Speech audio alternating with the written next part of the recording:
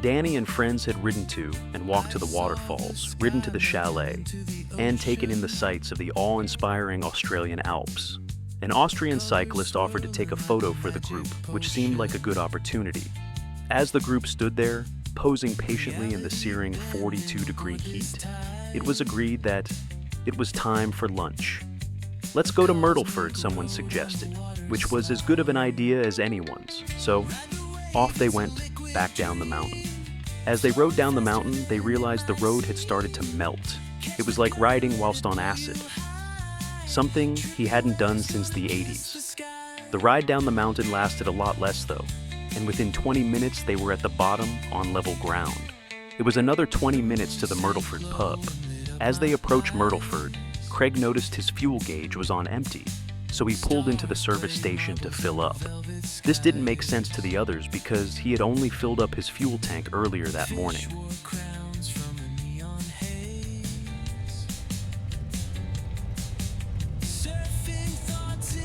What's happening?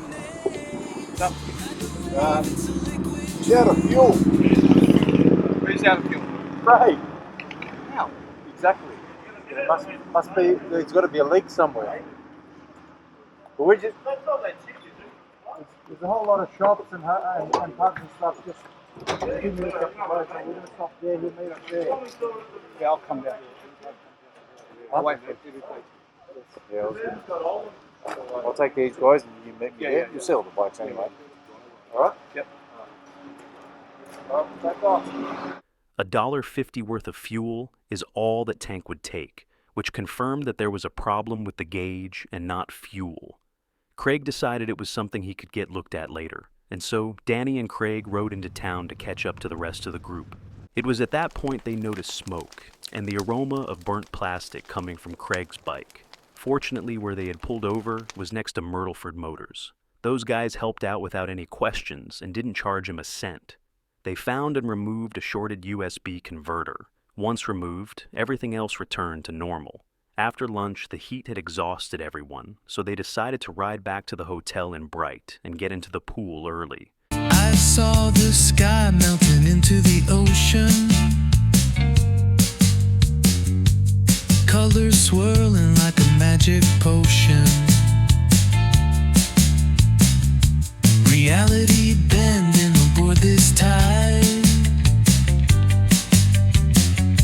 a cosmic road on the water slide.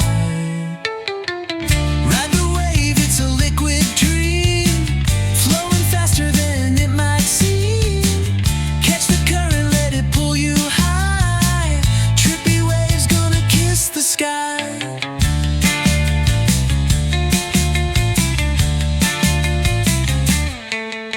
The moon sank low and lit up my eyes. Stars played marbles in the velvet skies. Fish wore crowns from the neon haze.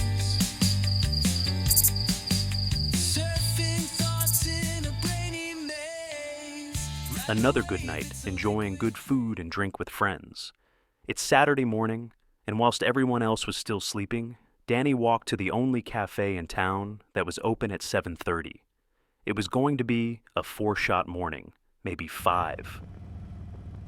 Coffee, fuel, and then get ready for stands up at 10. Today was the big ride from Bright to Mount Hotham, then to Omeo, then Burnt Forest to Falls Creek, and then finishing up at Mount Beauty. The bikes have already been staged. It felt like one of those old-time Grand Prix. You know, the ones where drivers would run to their cars before racing off. Tony was there on arrival. He's very organized. He's also a great guy.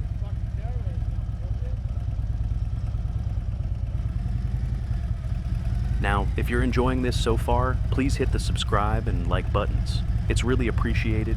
Thank you. We like you too.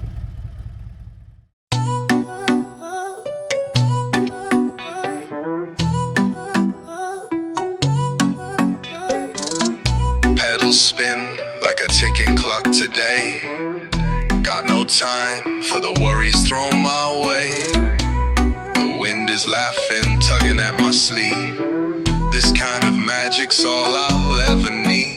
We're riding on golden wheels through the hills, chasing the sunset with hearts that can't stay still. Every day's a treasure we hold tight in hand. We're older now, but life still feels unplanned. They were off in full pirate mode, and the bagger racers jockeyed their way to the front. Sports bikes beware. Now, talking about great guys, you see, that night someone had a few drinks and made sure he told everyone that there was a very special door prize at the Wednesday pub night. Special conditions though. To be eligible, you had to turn up with your fingernails painted pink. It was due to a good cause. Makes sense, right? Well, during the week he had remembered vaguely what he had done, and called a few of the guys to let them know he had made it all up, and not to turn up with pink-painted fingernails. The next Wednesday pub night, almost a full table of Harley riders turned up to pub night with pink-painted fingernails. I guess he didn't remember everyone that he had told. It turned out to be very funny. Well, at least you know you can count on those guys. How good are these roads? They're great, right? Well, they're great if you don't ride over the side. There are some barriers, but most of it is exposed, and in some areas there are long posts on the side of the road. They are there so you don't ride over the side during the snow season. The scenery is absolutely amazing up here. Hardcore bikers ride up here almost every weekend, until it starts snowing. There are not too many places in Australia where it snows, but this is one of them, at least for a couple of months through the year. We arrive at Mount Hotham. It's taken just over an hour to get up here. How do you think one little cafe is going to go selling coffee to 60 bikers and 40 cyclists at the same time? Check in next week to see episode 3 when Danny gets lost on a dirt road.